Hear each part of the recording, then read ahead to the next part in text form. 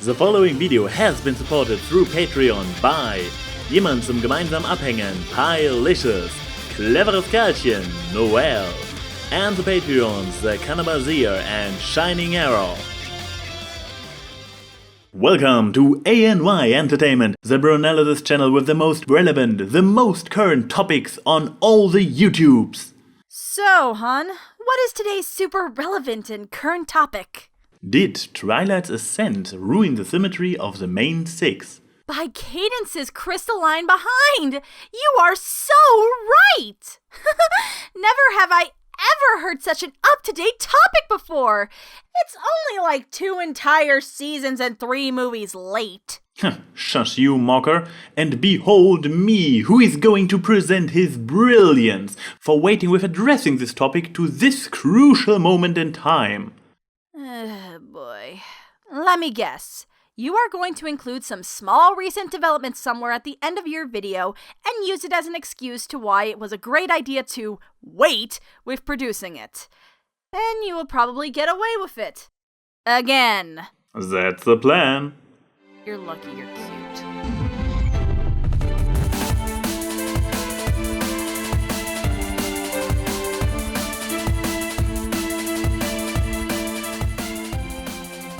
Hello there, this is TheAnYPony, and today I want to share my thoughts on the question: did Twilight's Ascension ruin the symmetry of the main six?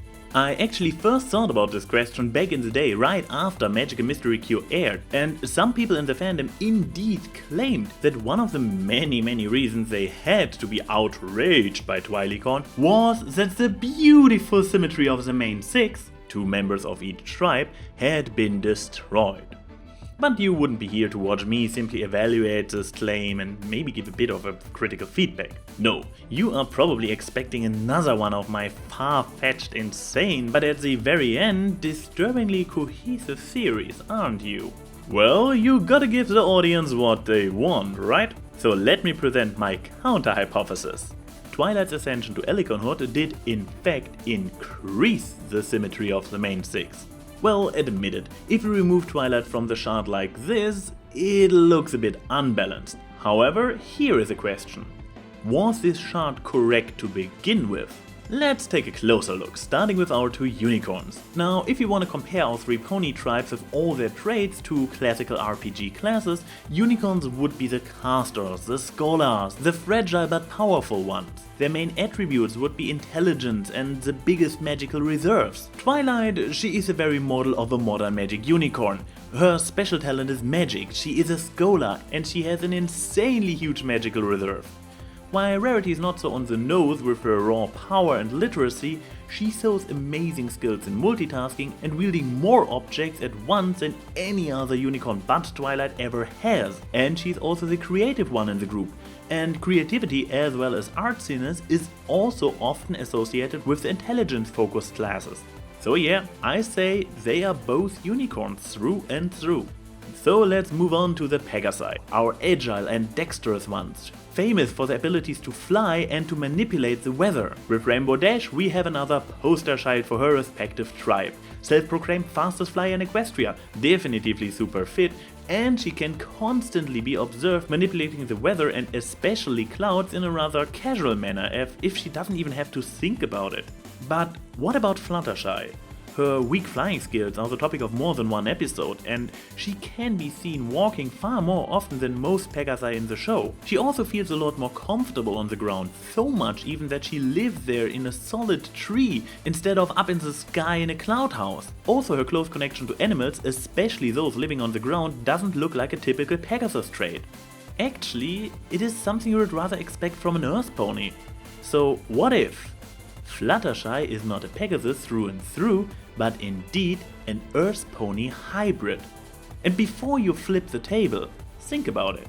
She lacks all the attributes normally associated with Pegasi, but feels not only drawn to the ground, but also has a special talent that relates to animals.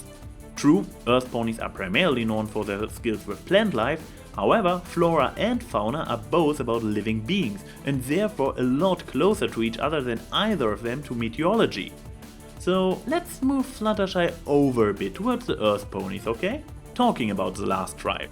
Earth ponies, the strong and endurant ones, connected to nature and literally as well as figuratively more grounded than the other two tribes. With Applejack leading the way.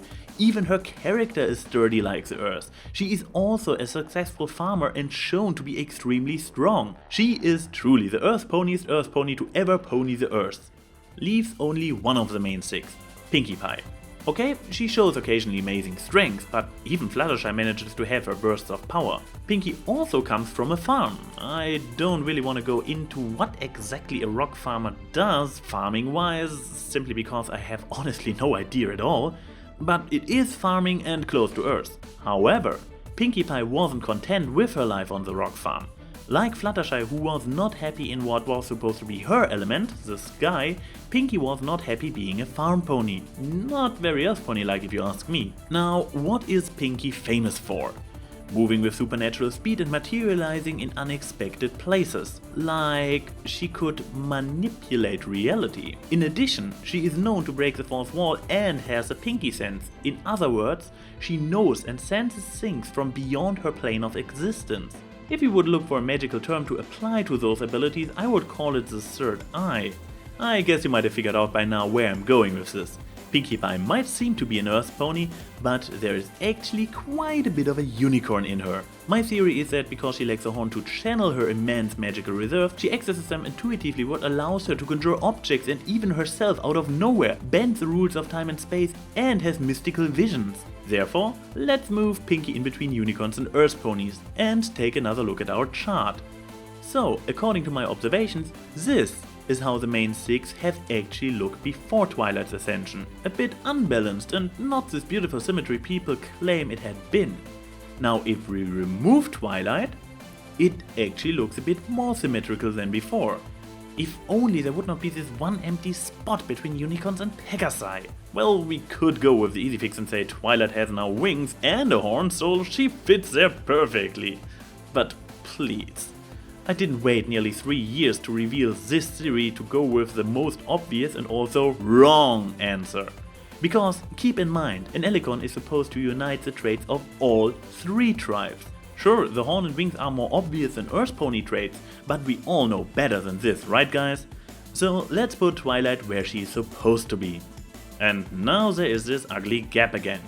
But here comes the beautiful part about the fact that we talk about this issue now and not 3 years ago. Because the MLP universe has massively expanded since season 3. I could imagine a certain unicorn in the spot that has just recently in a certain movie demonstrated athletic skills and a knack for racing she showed off side by side with Rainbow Dash. No? Well, she wasn't even included in this official image by Hasbro on the MLP Facebook page. But what about a certain other unicorn who has also only months ago shown that she found a way to literally fly through her magic? And I am sure those are not the only 2 possible candidates to fill this gap. You probably have some brilliant ideas of your own, don't you? Why not share them in the comments below? And while you're on it, no matter if you agree or disagree with my hypothesis, or maybe even have a completely different theory of your own on the symmetry of the main 6, feel free to share and discuss it in the comments as well. This is TheAnYPony saying see you soon.